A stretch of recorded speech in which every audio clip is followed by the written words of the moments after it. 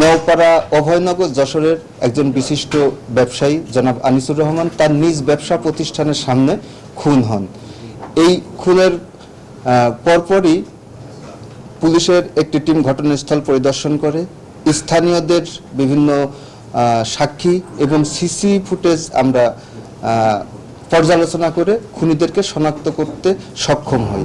এরপর থানায় একটি নিয়মিত মামলা রুজু হয়। এই রুজু হওয়ার পরপরই জেলা পুলিশের একাধিক টিম দেশের বিভিন্ন জায়গায় অভিযান পরিচালনা করে এই হত্যাকাণ্ডে জড়িত একজন সহযোগী আসামি মনিরকে চট্টগ্রাম থেকে গ্রেপ্তার করতে সক্ষম হয়। মূল হত্যাকারী অর্থাৎ যার আঘাতে এই হত্যাকাণ্ড সংঘটিত হয়েছে, আমরা প্রথম থেকেই জেলা পুলিশের বিভিন্ন চৌকস টিম তৎপর ছিল তাকে অ্যারেস্ট করতে।